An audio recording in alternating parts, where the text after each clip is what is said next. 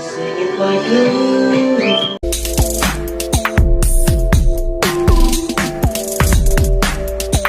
So hey there Marshals, I hope you're having a good day, no? So first of all, please excuse my face for having those massive breakouts, no? Please excuse my face, no? So yeah, but that will not affect our video for today, no? Because I'm gonna share with you some tips on how to make your guns pop out.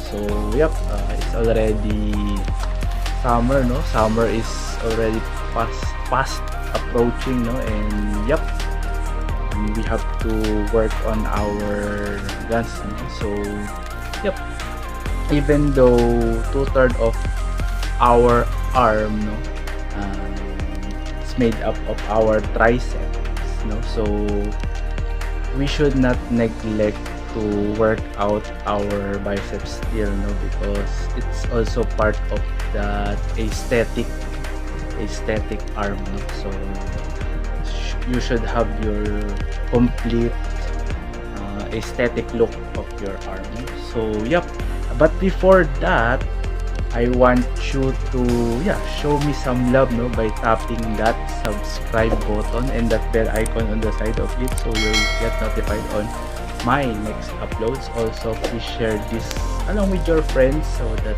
we can give some valuable information, no, to our fitness enthusiast friends there. So yeah, and also be sure to leave a comment, no, so on what muscle you want me to cover next, no, for this pop out series, no?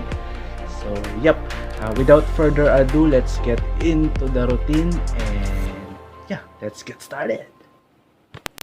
So yes guys, moving straight on our routine, no? So if you're ready, you can follow along. If not, then you can watch all along. So exercise number 1 would be a standard, or let's say regular bicep curls, no? So curl up until you want, no? So excuse my facial expression, no? Because this is the last set, no? I have recorded it during my last set, no? So that I can feel the rage already. So yep, without rest, no, of course, going to our waiter curls, no, waiter bicep curls, no? So without rest, no. So as you can see, my biceps are already popping out, no, and yeah, they are already full of blood, full of nutritious blood. Then of course, without rest, no, going straight to our biceps, no, outer curl, no. So half only biceps, half outer curl. So it's better if you have some resistance bands with you, but if not, then you can pick a lighter dumbbell, no, to do your reps, no, because by this time your biceps are pretty toast. Without rest, as you can see, I'm doing the biceps flex hold, no, so for 30 seconds. So as you can see, I'm just holding it for 30 seconds, just feeling the pump, no, and just feeling the blood flowing. So by the way, all of this except for this last one, I want you to do it until failure, no.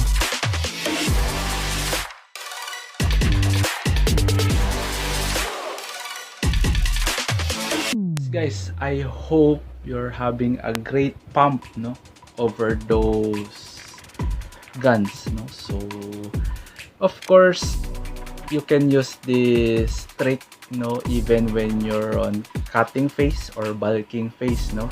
The results will vary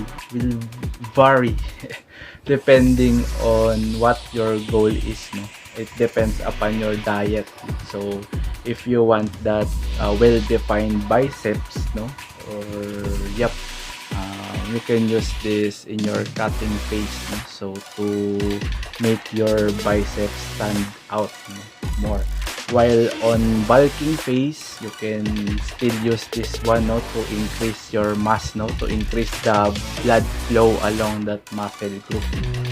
So yep, that's definitely that's a combination, no, that's perfect for your arm routine, no, in just under 5 minutes. Yeah, 5 minutes per set, no. So you can get out of this for only 15 to 20 minutes, no. It depends also upon your rest time, of course, no? So the shorter the rest time, the better the routine, no, the better the pump, no. So yeah, you can do this, of course, for 3 to 4 sets, no. And yeah, that comprises your bicep workout, no. So you can do this alone, or you can mix this up with your current bicep routine, no. So this is advisable also for your full day, no, full day and or back day, no. So after that, after your back routine, you can put this routine next in line, no? So for better pump. And also on your full day, it's also optimal, no, to include biceps, no, bicep routine on your full day, no. So especially this routine will kickstart that pump, no. So you already have that what do you call this, you already have that massive pump, no, because you're engaging your biceps, no, in your full day, no, full day routine, no. So when you add this up, it will further damage your biceps, no, and in return it will deliver much better result on your guns, no? So yep, I think that is it for today, no. I hope you enjoy, no. Please subscribe as always, no, if you haven't subscribed yet, no. So and I will see you again on my next video, no? Hope to see you again on our next video, no? So keep safe everyone and have a good bye bye.